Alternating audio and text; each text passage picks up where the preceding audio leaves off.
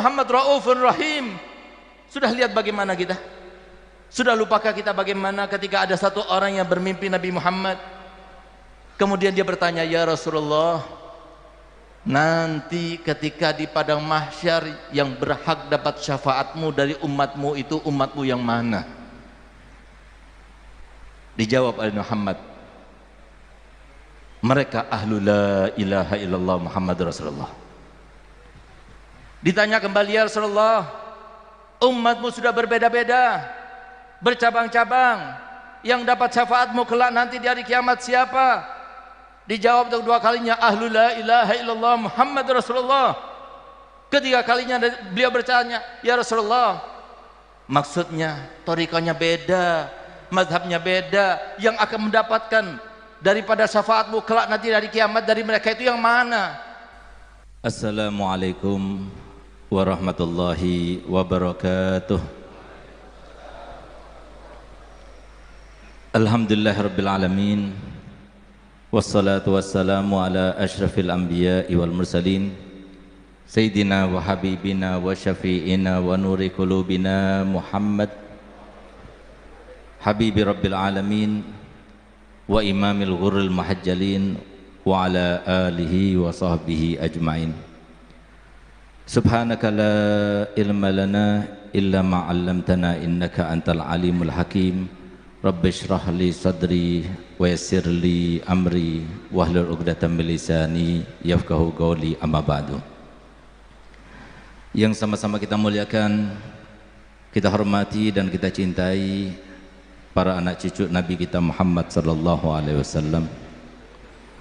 Khususnya yang kita muliakan, kita selalu doakan panutan kita, qudwah kita, Abuya Al-Habib Zain Ibn Al-Abuya Habib Hasan Baharun hafidhahullah wa ra'ah, serta saudara beliau Al-Habib Ali Ibn Al-Abuya Habib Hasan Baharun. Tidak lupa kepada para habaib, orang tua kita dan guru-guru kita semuanya, Al-Habib Ali bin Saleh Al-Attas, Al-Habib Muhammad Nagib bin Syawbakar, Al-Habib Lutfi Al-Attas, Al-Habib Hafidh Al-Idrus, Al-Habib Muhammad bin Ahmad Fat'ak, Al-Habib Husin bin Ali Baharun, Al-Habib Muhammad As-Segaf, Al-Habib Hasan Al-Jufri, dan semua para habaib yang mohon maaf saya tidak sebutkan satu persatu, namun tanpa mengurangi rasa hormat kami kepada mereka semuanya. Kita doakan semoga mereka semuanya dipanjangkan umurnya, ditambah sehat badannya, ditambah nikmat dari Tuhannya, ditambah cinta dari kakeknya, dan semoga mereka semuanya memberikan kepada kita semuanya insyaallah barokah dari kesemuanya. Amin amin ya rabbal alamin. Para ulama, para asatidzah, para kiai, para pejabat, para alumni, para wali santri dan para santri serta santriwati yang dimuliakan oleh Allah. Alhamdulillah, para ulama telah menyampaikan di dalam kitab-kitabnya, telah menyampaikan di dalam ucapan-ucapan yang disampaikannya, bahwasanya tanda daripada cinta Nabi kita Muhammad SAW dan tanda cinta kita kepada Nabi kita Muhammad SAW adalah diri kita bisa menjadi seseorang yang bisa meneruskan apa yang dicita-citakan oleh Nabi Muhammad. Nabi Muhammad kalau seumpama sekarang ini bersama kita, mungkin kita senang, gembira, bahagia. Nabi Muhammad juga senang, gembira, bahagia. Tapi begitu Nabi kita Muhammad keluar dari tempat ini, melihat umatnya di luar sana, yang laki-laki, yang perempuan, yang sudah bersuami, yang sudah beristri, yang sudah punya anak dan sebagainya, yang mereka itu jauh daripada pengaruhnya Nabi Muhammad. Apakah Nabi SAW tidak sedih? Inilah yang harus menjadi ham kita semuanya. Inilah yang harus jadi pikiran kita semuanya. Yang dikatakan oleh Habib Ali Hafiz Abil Maulid, barang siapa yang pikirannya hanya di dalam pikirannya Nabi Muhammad, maka semua urusannya akan dituntaskan oleh Allah Ta'ala. Kita lihat di luar sana, mereka-mereka yang kok kita melihat dalam keadaan kita merendahkannya, berarti kita tidak menyenangkan Nabi Muhammad. Tapi kalau kita keluar sana lalu kita melihat semua yang berjalan di luar sana, apapun bentuk keadaannya, jobnya, mereka lebih baik daripada kita. Berarti kita termasuk yang menyenangkan hati baginda Rasul Muhammad. Nabi Muhammad ingin masuk surga bukan hanya bersama kita. Nabi Muhammad ingin masuk surga bersama kita dan bersama mereka semuanya.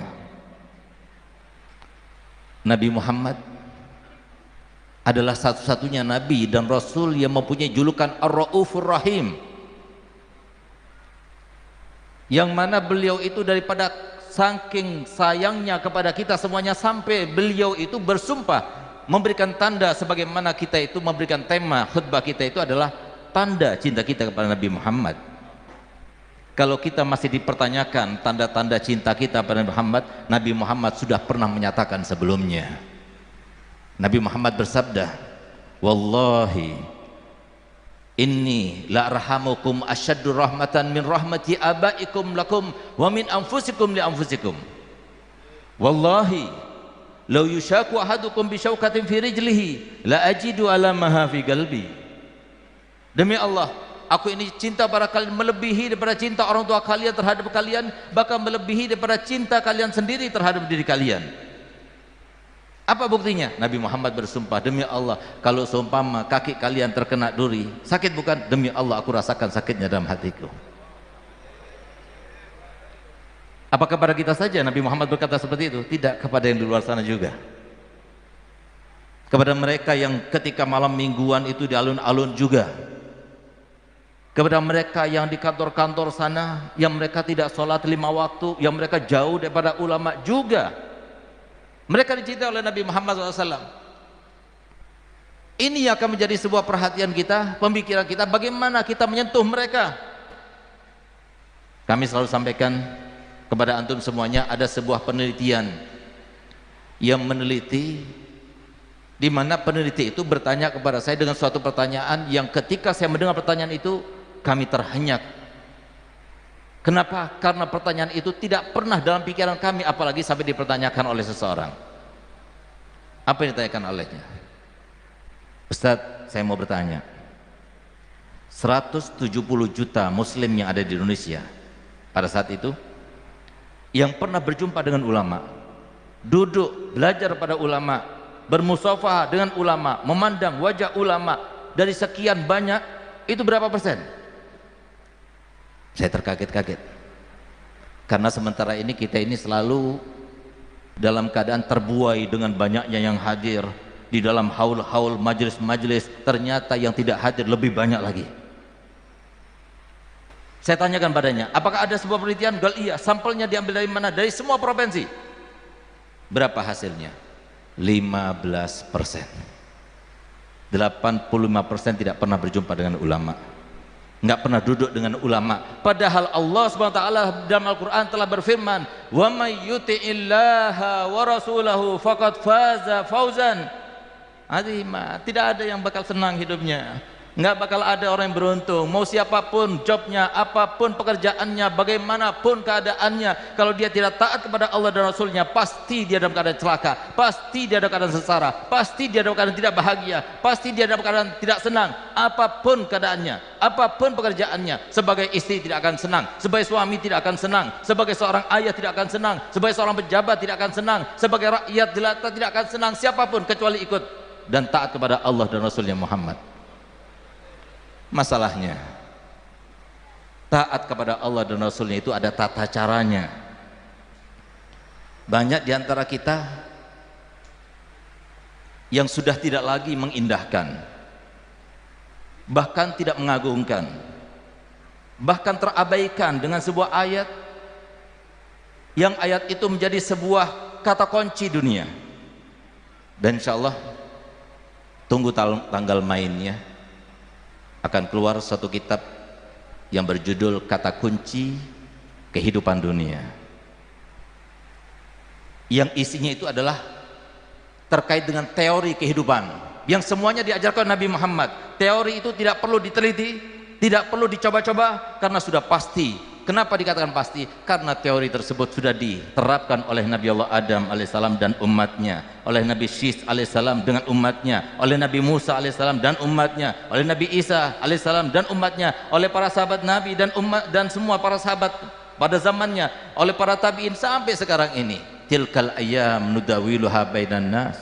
Hari-hari itu terus bergulir, sama saja yang disampaikan Nabi Muhammad ada yang disampaikan Nabi Adam, yang disampaikan Nabi Idris, yang disampaikan Nabi Muhammad, semuanya sama. Kita ini menjadi umat yang paling akhir, di mana Allah Ta'ala firman, man amila salihan min zakarin aw unsa wa huwa mu'minun falanuhyiyannahu hayatan thayyibah. Inilah kata kunci kehidupan untuk bahagia hidup di dunia. Siapapun kita, kalau kita ingin hidup di dunia bahagia, maka terapkan teori ini. Siapa yang beramal soleh, baik laki maupun perempuan, suami maupun istri, orang tua maupun anak, guru maupun murid, semuanya. Wa huwa mu'minun, asalkan dia itu mukmin. Apa artinya mukmin? Bukan asal dia bersyahadat, bukan asal dia KTP-nya Islam. Tidak, mukmin itu adalah asalkan dia itu berkeyakinan. Dan keyakinan tidak akan muncul kecuali dengan dasar pengetahuan. Asalkan dia tahu, asalkan setelah dia tahu dia sudah terapkan, asalkan dia sudah meyakini, itulah mukmin. Falanuhyiyannahu hayatan thayyibah, pasti kami akan berikan kehidupan yang sangat menyenangkan.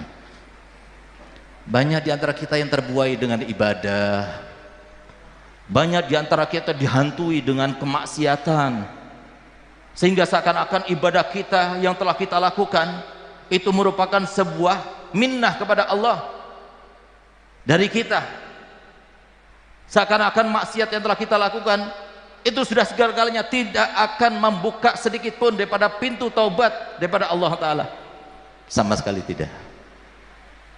Nabi Muhammad sudah menjelaskan dalam hadisnya, kalau seumpama seluruh manusia, seluruh jinnya, semuanya sedunia, mereka itu dalam keadaan seperti orang yang paling jahat di muka bumi ini, maka tidak akan mengurangi sedikit pun daripada kemuliaan dan keagungan Allah. Sebaliknya, kalau seluruh manusia, seluruh jin, mereka semuanya menjadi seperti satu orang yang paling bertakwa dan beriman kepada Allah, tidak akan menambah kemuliaan apapun di sisi Allah. Lalu apa yang dilihat daripada Allah, daripada kita? Apa yang dipandang dari kita? Ketahuilah, yang dipandang oleh Allah dari kita itu adalah bagaimana kita meresponnya. Tidak pernah Allah menentukan suatu ketentuan dengan yang tidak baik, kecuali yang terbaik. Tapi bagi kita yang tahu, tapi terkadang kita mengabaikan bagaimana seorang istri begini begitu, bagaimana seorang suami begini begitu, bagaimana tetangga kita begini begitu, semuanya itu adalah ketentuan Allah. Tujuannya siapa? Tujuannya kamu. Sasarannya siapa? Sasarannya kamu. Kamu yang mau diangkat derajatnya, kamu yang mau dihapuskan dosanya, kamu yang mau diberikan pahalanya. Kita tidak mau. Inilah yang membedakan antara orang yang tahu dengan orang yang tidak tahu. Oleh karenanya Allah Ta'ala firman, la yastawi ladina ya'lamuna wal ladina, beda antara orang yang tahu. Mohon maaf, seumpama sekarang kita ditanya, sekarang ini siang apa malam, adakah di antara kita yang berbeda jawabannya? Tidak ada. Semuanya akan mengatakan sekarang ini apa? Siang. Kalau seumpama ada di antara kita yang mengatakan malam, berarti dia perlu diperiksa.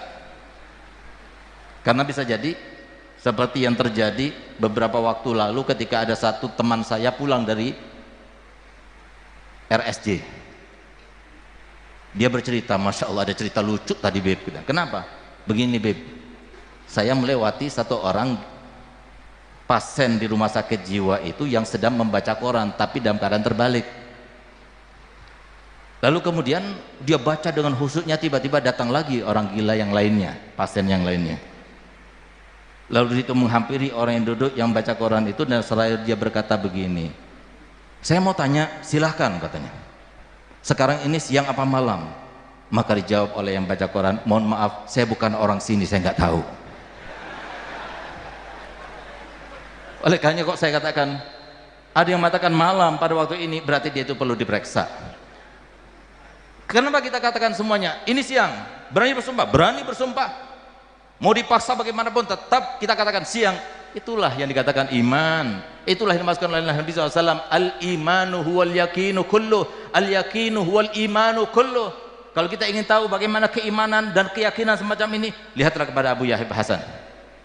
Suatu waktu Abu Yahya Hasan berkata begini kepada saya, Segaf, Abi sebagai seorang ustadz, sebagai seorang mudir, sebagai seorang dai, kalau semua ada orang yang datang kepada Abi, kemudian dia bawa dunia dan seisinya semuanya untuk menukar pekerjaannya Abi ini, wallahil azim, Abi nggak mau. Kenapa? Karena tidak ada pekerjaan yang menyenangkan Nabi Muhammad melebihi daripada seorang dai dan seorang ustaz. Kamu pikir bahwasanya Nabi kita Muhammad SAW tidak membalas setiap jerih payah mereka para dai, mereka para gori Quran, mereka yang mengajar, para wali santri yang memasukkan anaknya santri-santri itu ke pondok? Apakah tidak akan dibalas oleh Nabi Muhammad SAW? Dibalas. Karena mereka telah mendekatkan anak-anak mereka, orang-orang umatnya semuanya untuk supaya mengikuti ajarannya yang keinginannya Nabi Muhammad. Kenapa kata para ulama Nabi Muhammad bersabda dalam hadisnya, bukan cuma satu hadis, dalam beberapa hadis, innama ana basyarun mislukum, aku ini manusia biasa sama seperti kalian. Kenapa dikatakan demikian? Dua hal. Yang pertama, Nabi Muhammad seorang manusia biasa karena beliau itu punya perasaan. Beliau bisa berbahagia, beliau bisa bergembira, beliau bisa menangis, beliau juga bisa bertawa. Bagaimana kiranya kalau semua anak cucunya kemudian dicaci maki, kemudian anak cucunya dizalimi? Apakah Nabi tidak kecewa kepada kita? Itu maksudnya Nabi Muhammad SAW yang pertama. Yang kedua, kenapa Nabi Muhammad SAW selalu membawa hadis tersebut? Karena sebagaimana kita masing-masing punya cita-cita, angan-angan yang belum terlaksana, yang selalu kita berharap berdoa kepada Allah Ta'ala, Nabi Muhammad juga punya cita-cita, Nabi Muhammad juga punya angan-angan, Nabi Muhammad juga punya harapan, Nabi Muhammad juga punya kehendak. Kalau kita ingin tahu apa kehendak Nabi Muhammad, cita-cita Nabi Muhammad, angan-angan Nabi Muhammad, harapan Nabi Muhammad, tidak ada lain, tidak ada satupun daripada umatnya kecuali masuk surga bersama Nabi Muhammad. Apakah kita yang menunjukkan masuk pondok? Apakah kita yang membantu orang yang masuk pondok kemudian tidak akan dibalas oleh Muhammad? Apa saya punya Abah berkata, saya tidak akan jual pekerjaan saya ini dengan berapapun dunia dan saja, tidak akan saya jual. Kenapa? Abi merasa yakin Nabi Muhammad adalah seorang nabi yang pernah bersabda, ana khairul mukafi, aku ini adalah manusia yang paling pandai membalas jasa. Fa in ahsana ahadukum ila ahadin falam yukafi'u fa ana ukafi'uhu yaumil qiyamah. Barang siapa yang dia itu berbuat baik kepada orang lain, lalu orang lain itu tidak membalasnya, jangan khawatir, aku akan membalasnya untuk kalian. Oleh karena kita lihat bagaimana Habib Ali bin Saleh yang selalu menyenangkan Nabi SAW dengan suaranya yang indah ketika membaca diba. Saya punya abah luar biasa senangnya, cintanya kepada beliau. Di mobil itu selalu disetel kaset beliau ini. Nabi, saya punya abah, bangganya kepada beliau luar biasa, apalagi Nabi Muhammad. Sehingga mohon maaf, kalau beliau bukan seorang gori diba yang dicintai oleh Muhammad, maka keajaiban tidak akan terjadi pada beliau. 6 kali stroke tapi beliau masih sehat. Semuanya berkat Nabi Muhammad. Dan orang seperti beliau, hasya wa kalla, tidak bermimpi Nabi Muhammad. Kenapa? Nabi Muhammad sangat ingin membalas semua yang berbuat baik untuk Nabi Muhammad. Apa kata saya punya abah? Orang seperti kita ini, para ustadz-ustadz, para dai-dai, para donatur-donatur yang bantu pondok pesantren, yang menyenangkan hati Nabi Muhammad, yang ingin merealisasikan keinginan Nabi Muhammad, tunggu, pasti Nabi Muhammad membalas. Paling sedikit membalasnya untuk di dunia apa? Nanti ketika mereka meninggal dunia, ketika sakaratul maut, Nabi Muhammad hadir bersamanya. Mau ditukar dengan apa? Mau ditukar dengan amplop? Kita berdakwah mau ditukar dengan amplop? Kita berdakwah mau ditukar dengan jabatan? Tidak ada yang lebih baik daripada mendekat diri kepada Nabi Muhammad. Tidak ada yang lebih membahagiakan daripada kita membahagiakan Nabi Muhammad. Kalau sudah kita bisa membahagiakan Nabi Muhammad, Allah ridha. Kalau sudah Allah ridha, apa lagi? Apa lagi dicari di dunia ini? Hari ini kami mendengar qasidah yang dibuat oleh Habibullah Haddad. Beliau katakan, tidak ada tujuan hidup di dunia kecuali dua. Satu, dapat ridho daripada Allah. Dua, dapat ridho daripada Nabi Muhammad. Kapan kita akan berjuang untuk Nabi Muhammad? Kita berada di akhir zaman. Kapan kita akan memandang umatnya Nabi Muhammad, semua itu adalah umat Nabi Muhammad yang begitu dicintainya, yang beliau tidak menangis kecuali untuk umatnya, beliau tidak tersenyum kecuali untuk umatnya. Lakukan. Jangan kita katakan, iya Beb, saya tidak punya modal. Demi Allah, bohong. Allah Ta'ala tidak adil kalau kita mengatakan kita tidak punya modal. Semuanya punya modal. Yang punya harta dengan hartanya, yang punya jabatan dengan jabatannya, yang punya ilmu dengan ilmunya, yang punya kekuatan dengan kekuatannya. Nggak bisa apa-apa dengan doanya. Mari kita doakan mereka di luar sana. Bukan kita jauhkan daripada Muhammad, dekatkan daripada Muhammad. Nabi Muhammad Raufur Rahim. Sudah lihat bagaimana kita? Sudah lupakah kita bagaimana ketika ada satu orang yang bermimpi Nabi Muhammad, kemudian dia bertanya, ya Rasulullah, nanti ketika di padang mahsyar yang berhak dapat syafaatmu dari umatmu itu umatmu yang mana? Dijawab oleh Muhammad, mereka ahlu la ilaha illallah Muhammad Rasulullah. Ditanya kembali, ya Rasulullah, umatmu sudah berbeda-beda, bercabang-cabang, yang dapat syafaatmu kelak nanti di hari kiamat siapa? Dijawab untuk dua kalinya, ahlu la ilaha illallah Muhammad Rasulullah. Ketiga kalinya beliau bertanya, ya Rasulullah, maksudnya torikonya beda, mazhabnya beda, yang akan mendapatkan daripada syafaatmu kelak nanti di hari kiamat dari mereka itu yang mana? Nabi SAW ketiga kalinya beliau katakan, ahlu la ilaha illallah Muhammad Rasulullah. Ingin memperjelas lagi, mungkin ingin menyebutkan terkait dengan organisasi yang dia pegang atau mazhab yang dia anut. Dia ingin bertanya lagi, apa dari Muhammad? Nabi Muhammad meletakkan jarinya di dalam mulutnya, lalu seraya berkata, apakah engkau ingin mengharamkan syafaatku untuk seluruh umatku? Itulah rahmatnya Nabi Muhammad. Mereka di luar sana siapa? Dicintai oleh Muhammad. Demi Allah, tidak ada seorang pun di antara mereka yang di luar sana yang menjadi umatnya Muhammad kecuali sudah pernah Nabi Muhammad bersumpah untuk mereka. Ketika turun sebuah ayat, wala sawfa yu'tika rabbuka fatardah, di saat itulah Nabi Muhammad bersumpah, wallahi wallahi wallahi innila arda wahidan min ummati finnar, aku tidak ridha satu saja daripada umatku di neraka. Ya Allah, semoga dengan berkat kita berkumpul ya Allah, segala unsur daripada umatmu telah berkumpul di tempat ini ya Allah. Ya Rasulullah, jadikanlah wasilah kepada kami ya Allah. Ya Rasulullah, jadikan engkau sebagai sebab kami semuanya kabul doanya ya Allah. Ya Allah, bukakan hidayah untuk anak istri kami ya Allah. Banyak di antara mereka yang sangat tahu, di depan mereka Al-Quran, di depan mereka hadis Nabi Muhammad, tapi kalau engkau tidak buka dengan hidayah, siapapun yang berbicara tidak akan merubahnya ya Allah. Ya Allah, berapa banyak di antara kita ya Allah, mereka tahu bahkan hafal Quran, mereka ngerti dengan hadis dan tahu terjemahnya, tapi karena mereka tidak dapat hidayat, mereka akan terhijab daripada sesuatu yang hak ya Allah. Ya Allah, bukalah hijab kami, bukalah hijab kami ya Allah.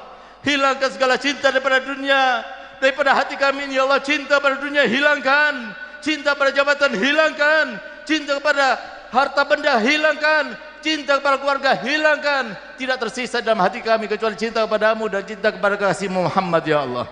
Ya Allah, Engkau satu-satunya zat yang jikalau Engkau berkehendak, hanyalah innama amruhu idza arada syai'an ayyakula lahu kun fayakun ya Allah. Kami memohon kepadamu ya Rabb, berkat mereka orang tua kami yang soleh-soleh, para aulia bersama kami ya Allah. Kami mohon kepadamu, bukalah hijab dari kami ya Allah.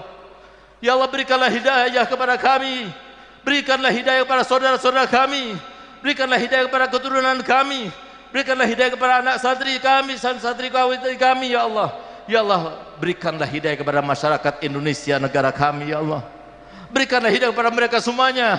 Demi Allah, kalau Engkau berkehendak, semuanya akan mudah, semuanya akan terlaksana. Ya Allah, jadikanlah negara Indonesia menjadi negara baldatun thayyibatun wa rabbun ghafur. Jadikanlah negara Indonesia negara yang kaya raya. Jadikanlah negara Indonesia negara yang bermartabat. Jadikanlah negara Indonesia negara bermarwah. jadikanlah para pejabat-pejabat kami, saudara-saudara kami yang berada dalam jabatan itu ya Allah, mereka beriman dan bertakwa, mereka memikir kepada masyarakatnya, yang jikalau mereka jauh daripada ajaran Nabi Muhammad, bagaimana mungkin mereka tidak akan terseret dan terjerumus ke dalam pembusukan dan penjerumusan oleh iblis dan koloni-koloninya itu ya Allah. Ya Allah, jadikanlah mereka semua insyaf ya Allah. Ya Allah, berikanlah iman dan takwa kepada mereka semuanya ya Allah. Ya Allah, Engkau telah berfirman dalam Al-Quran, wa rahmati wasi'at kulla syai', dan rahmatku akan meliputi segala sesuatu. Bukankah kami semuanya adalah sesuatu itu ya Rabb? Bukankah negara kami Indonesia adalah sesuatu itu ya Rabb? Bukankah tempat kami berpijak adalah sesuatu itu ya Rabb? Ya Rabb, berikanlah kami, liputilah kami dengan rahmat-Mu ya Allah. Rahmatilah orang tua kami sudah meninggalkan kami, entah bagaimana keadaan mereka ya Allah. Rahmatilah mereka semua ya Allah. Rahmatilah orang tua kami yang masih hidup. Rahmatilah istri-istri kami ya Allah. Rahmatilah para suami kami. Rahmatilah keluarga kami. Berikan mereka rahmat ya Allah, dengan suatu rahmat yang sangat memungkinkan untuk mereka itu bermimpi Nabi Muhammad dan memandang Nabi Muhammad, yaitu suatu rahmat yang menancap dalam hati mereka bahwasanya tidak ada yang selamat hidup di dunia kecuali ikut jejak daripada Nabi Muhammad. Ya Allah, jadikanlah kami termasuk yang berada dalam ayat itu, wa may yuti'illaha wa rasulahu faqad faza fauzan, faqad faza fauzan, faqad faza fauzan. Jadikanlah kami termasuk beruntung, beruntung di dunia, beruntung di dunia ya Allah. Jadikanlah kami termasuk beruntung, beruntung di kubur kami, beruntung di sirat kami, beruntung dengan segala anugerah yang Kau berikan kepada kami, beruntung nanti ketika di padang mahsyar, karena pertama yang kami pandang daripada wajah manusia adalah wajah mulia Nabi Muhammad. Ya Allah, jadikanlah kami termasuk yang akan tidak Kau haramkan daripada memandang wajah Nabi Muhammad, yang pada saat itu Nabi Muhammad berkata, man lam yarani yaumal qiyamah lam yadkhulil jannah. Barang siapa tidak melihatku nanti di hari kiamat, maka dia tidak akan masuk dalam surga ya Allah. Berikanlah kami pandangan pada Muhammad di dunia sebelum di akhirat nanti. Di akhirat sebelum kami berada di dalam surga ya Allah.